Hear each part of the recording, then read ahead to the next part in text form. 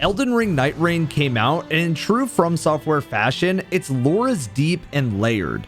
Unlike any other FromSoft game, the story may be straightforward, but its complexity lies in the form of its 8 playable characters called the Nightfarers. Like the Tarnished in Elden Ring, the Nightfarers answer a call and gathered from far-off lands and timelines that the Roundtable hold. Each playable character holds a piece of the story, and if you want to know everything, then playing every Nightfarer is essential. Or you can watch this video. Fret not, dear viewer, I will connect the dots for you. The events of Nightreign are closely tied to Elden Ring, but they take place in a diverging timeline after the Shattering. In the opening cutscene, the game states that these Nightfarers were chosen due to happenstance, meaning that chance is behind their gathering, but their respective lore and the events of the story prove otherwise. The light surrenders to the night, a force of nature that threatens to engulf the whole of the lands between. It's a what-if storyline where the night that is tied to the stars becomes the focal point and replaces the machinations of Marika and the forces of the greater will. When I say it's linked to the stars, you can think about the Nox in base Elden Ring, who foresaw a coming of stars and a Lord of Night. While the Nox don't play a direct role in Nightreign, it seems like this what-if is built around their ideology. But when the night comes, it still needs its champion. Hjolster in English, but nameless in Japanese, is the Night Lord. His relic in-game reads, "The country lay in ruin. The man who was once a knight had challenged the hero, but he too was no match. He fell, just another body in a great pile. But eventually he awoke, crawling out from underneath the others. Though he had failed to protect anything or anyone, he yet lived, and so he cursed the world. It was the dead of night, and from the sky poured down a great rain. His strength comes from the night, yet he is the night. He became the Lord due to true happenstance. We don't know who he is, or what he is, or what he was. All we know is that he died and rose again as the Lord of the Night. See, in Elden Ring, we seek to claim the Elden Ring and become the Elden Lord, while in Nightreign, becoming Night Lord is not something to be sought after. It's a necessity born out of cataclysm and chance, and you are required to destroy it. It exists due to fate's will, not God's, Empyreans, and demigods' flaws. Hjolster's powers are a curse on the lands between, but whenever there's a curse, there's always an equal power to oppose it, and in this case, they're called the Nightfarers. Duchess, Wilder, Raider, Iron Eye, Revenant, Recluse, Executor, and Guardian. This weird band holds the power to stop the Night Lord and put an end to the night, unraveling their lore, but unraveling their lore requires theory crafting and a certain attention to detail. These heroes are called upon by the cutting gifted tribe. Think of it as a tribe that was unironically gifted a cutting long ago. Two things to remember about them. The art of cutting is the one related to plants, where you cut parts of a plant and graft them to others. They propagate the plants, basically. This tribe saw the Erd Tree's sin. We don't know what cutting they received or what the Erd Tree's sin actually is, but what we know for certain is that a name like this gives them some meaning behind their behavior. On top of seeing the sin, they also foresaw the coming of the night and the way to stop it. They propagated themselves across time and places by sending their people in hopes of calling the Nightfarers one day.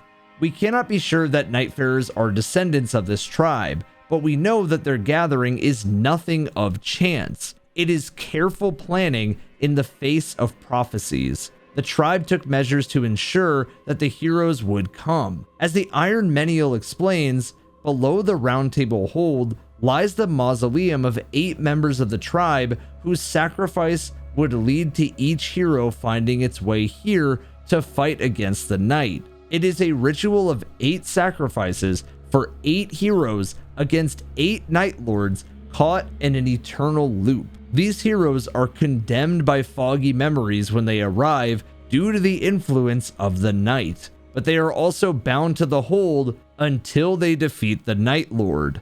Wilder and Duchess have specific ties to the hold and the night. Duchess, a former noble thief, was chosen to serve as priestess of the hold, which means that she guides the Nightfarers in their quest. She was the first to arrive and became the mouthpiece to the Formless Master, a mass of string of graces that represents the will of those who want to end the night. The existence of this master and the life of Duchess exists because the hold exists, but that hold is set to disappear with the night, erasing both their existence. Duchess will die when the Nightfarers succeed, yet she accomplishes her duty without fail. However, her life is entwined with that of Wilder, the master of a great sword who possesses a lone earring. Driven by the desire to achieve his clan against the night, this hero seems distant and lonely. It's pointed out by Raider and the Iron Menial that Wilder seems weak of life. In the 4th journal entry of Duchess, the Iron Menial states that, quote, "It appears that the injuries he sustained in the outside world before his arrival here have made him terribly weak. If we should defeat the Night Lord, as we yearn to do, I am afraid the Wilder may not return alive, and yet we must carry on, as tragic as it is." Plagued with bad memories of his past, Wilder isolates himself, yet he dreams. Chapter 3 of his journal states that he dreamt of his home, two horses galloping across Windwale Knoll. They were a healthy pair of twins, which was rare. To the Wilder and to blank, the horses were special. Upon a hill they ran abreast. He looked at her, hair dancing in the wind, and saw the earring on her left ear, but he could not recall a face. As he can't rely on his mind, he takes the time to tend to his sword and to cook some bread. It's essential because Duchess had once asked the Iron Menial to cook her some bread. She feels a connection between them, but she just can't explain it. It's at that point that Fromsoftware blew me away. When you play as Duchess, you find material to help Wilder take care of his sword, but after a while, you look for him in the hold just to find him sitting outside with a bowl of freshly made pita bread. As soon as Duchess eats some of it, the memories come rushing in. She remembers her brother, the one that she had left long ago to leave on her journey. While you play as Wilder, you understand that Duchess is your sister when you talk to the Iron Menial, and you show it your lonely earring. The Iron Menial mentions it looks like the one the priestess has. Both characters go on their own journey, which ultimately leads to the other. Now, what if I told you that their story is even crazier than that? Upon understanding that Wilder is her long-lost brother, Duchess realizes that his vitality is too low for him to survive the end of the night. She plans for him to make it through. She creates a fetish that, once placed on Wilder, will guide his soul into his body on the outside world once they defeat the Night Lord. She knows that this will signify her end as the priestess and will disappear with the hold. She carries on, finishes the mission, and ends the night sacrificing herself for the lands between and her brother. Wilder, on the other hand, wishes for his sister to live, but to do so, the hold must exist beyond the defeat of the Night Lord. By talking with the recluse, Wilder learns of the existence of the Silver Tear, a powerful artifact that would make him take the place of the Night Lord and begin the cycle anew, hopefully freeing his adopted sister of her link to the hold, but ensuring his sacrifice in the process. The last entry of Wilder's journal reads as follows: "After a time, a new Night Lord came to be. The Roundtable hold, spared from annihilation, would be formed anew, in preparation for anew. But would it be enough to free the priestess? He would never know." The Night Lord lumbered on, indifferent to whether or not the twin horses would ever ride again. They both end the life of the Night Lord, and they both sacrifice themselves for one another. It's bittersweet and does echo the strong bond that brothers and sisters like Melania and Mikola have for another. In the lands between, even the bravest Tarnished cannot outpace time.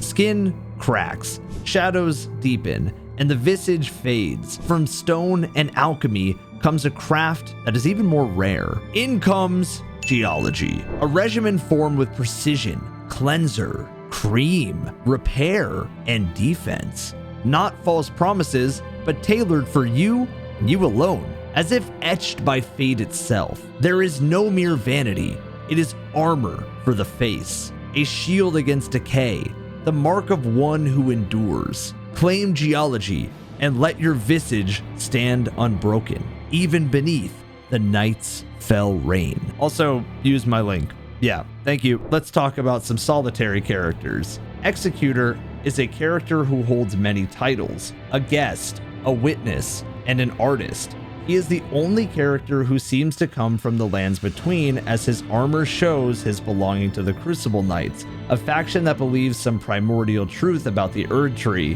While we don't know much about them, we know frighteningly little about Executor. He almost never interacts with the other members of the party, and his journal entries are but cryptic poems without structure. He paints the Erd Tree and writes poems in his spare time, while his gameplay style is parry-based like Sekiro.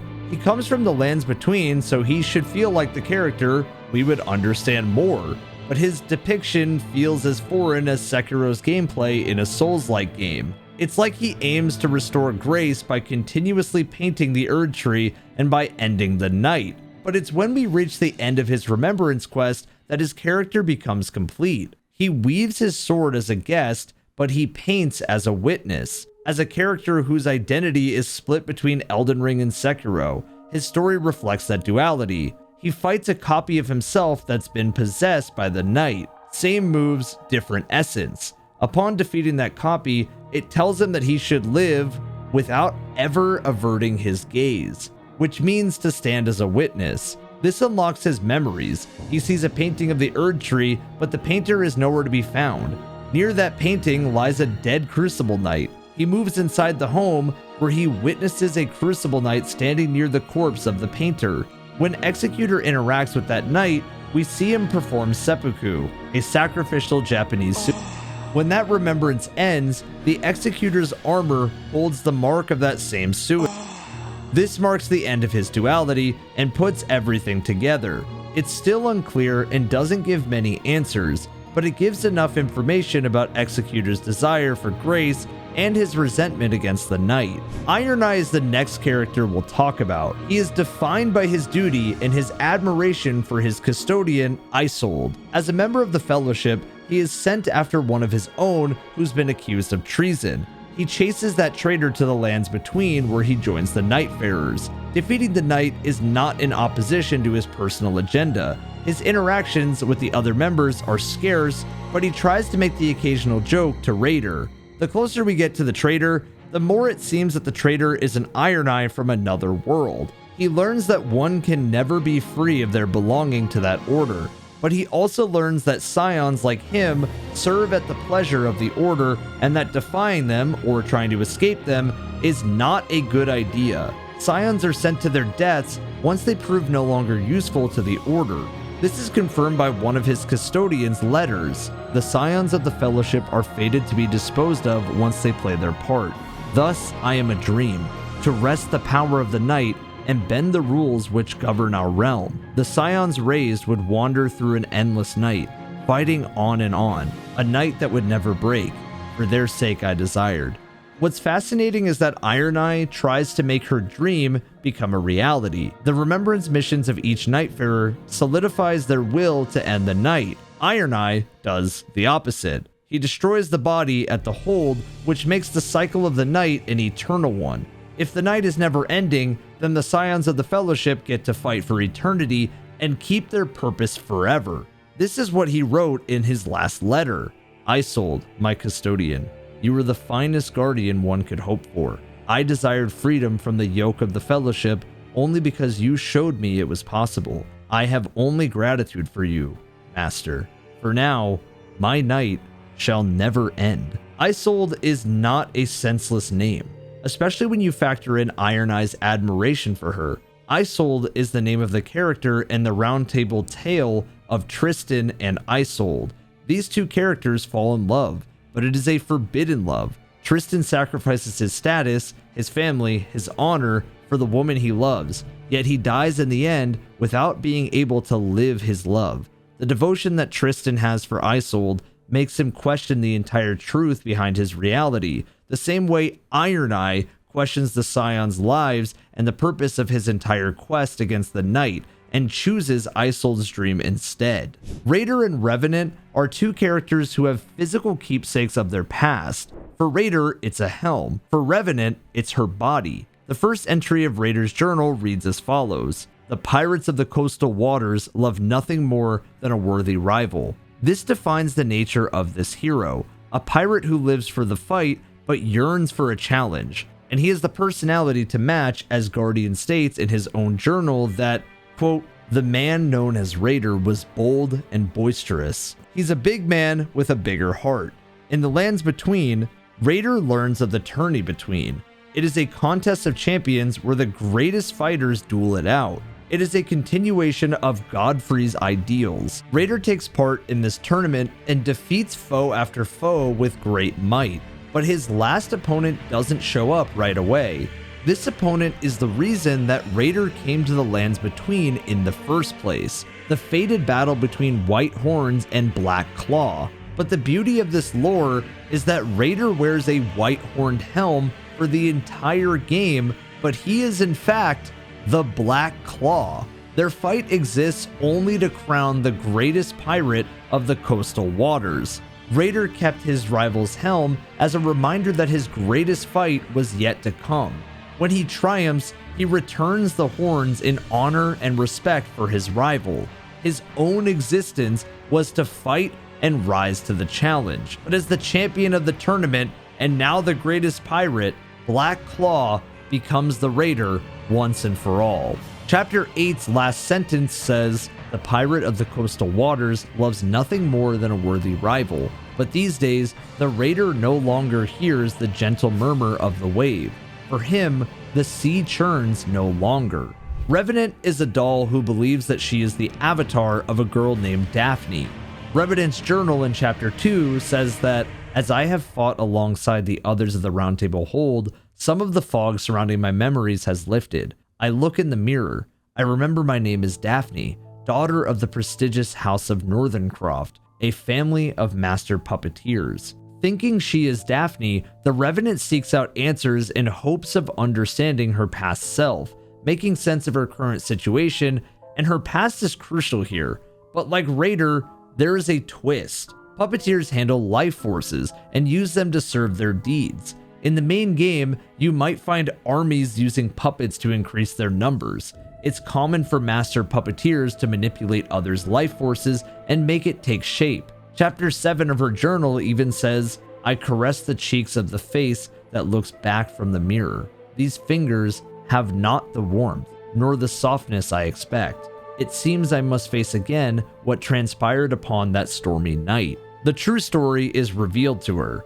One day, a crazed man possessed by the night invaded the Northerncroft's home. He rampaged through it before finding Daphne, who was hiding in a corner with her doll. The man killed Daphne, and the doll witnessed it. Whether she was already imbued with the life force at the moment or right after Daphne's passing, we do not know. But it'd make sense for her to receive Daphne's expertise on puppeteering before her passing. After that event, she rose to fight not against the man who killed her master, but against the cause of his rampage. The Night was the cause. She then embarked to fight against the Night Lord. The doll is a physical remembrance of Daphne and the manifestation of her past, just like the horns were a physical remembrance for Raider.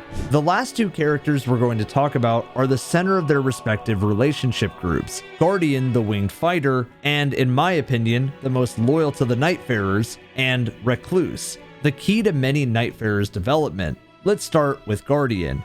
He is the last survivor of the Pinion folks from the Winged Realm. This bird people controlled the winds, but they lost their ability to fly because their enemy brandished the Icterus weapon against them. It's fitting because this translates into his movements in-game. His dodge is really weak. This warrior belongs to two flocks, the old one that is extinct and the new one that is against the night. His old flock was defined by their duties and were proud of their link to the winds. Guardian kept those values as a way of honoring them.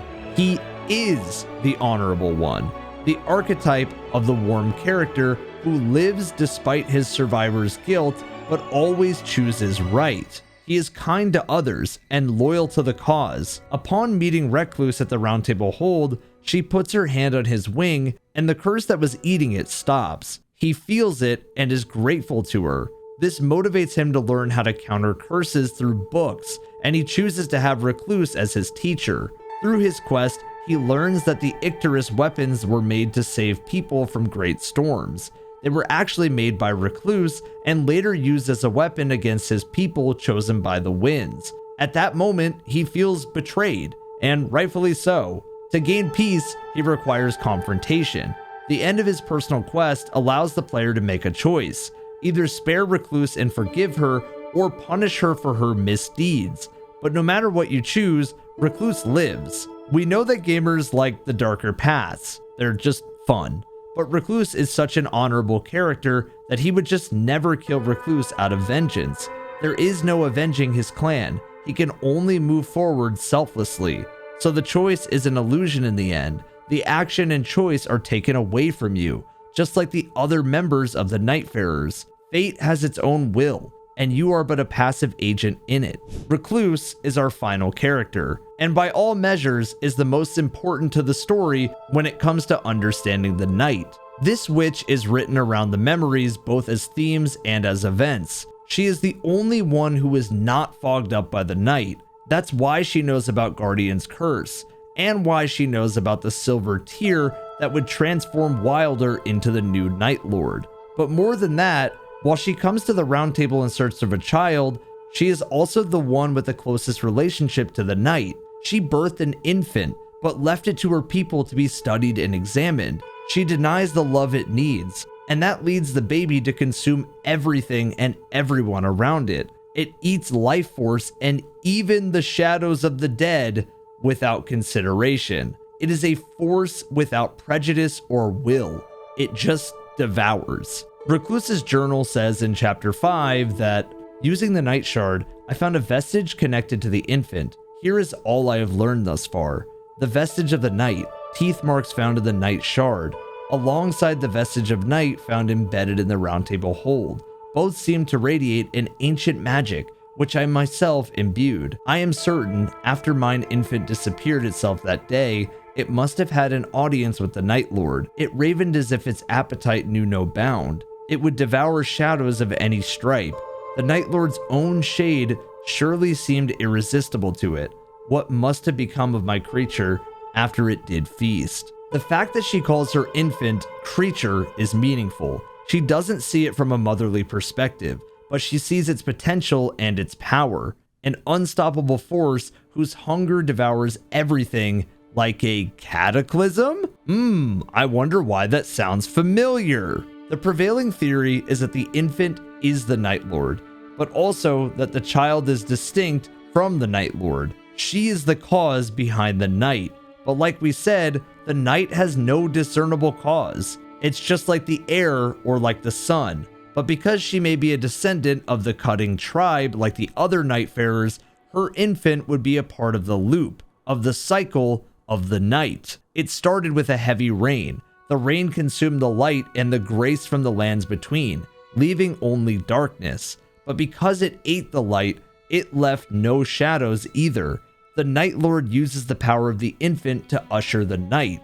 But as we kill Heolster, Recluse can go back to the bed where her infant was taken. The Night Lord is dead, but the infant is not. That means they are separate. But they can't be because the ritual that the Recluse made to birth the child summoned it beyond the stars. Remember the Nox about the Age of Stars? Yeah, as we know, the opposite of light in Elden Ring is the stars, and the stars are the night. So the Recluse might be the mother of the night, but she also takes place in the fight to destroy it. The Nightfarers are the manifestations of the cutting gifted tribe's will, yet they are also the answer to a problem they both foresaw and caused. The prophecy. This cycle is self-fulfilled. Iron Eye creates a never-ending night. Wilder creates a new feature that just repeats the cycle where he becomes the Night Lord. Recluse births the night. Duchess disappears with the night. The tribe exists to prevent the night, and yet it seems they caused it. The Nightfarers are able to choose for themselves, and those choices are not a part of the prophecy, but outside of it. The Nightfarers balance each other and the prophecies of the night.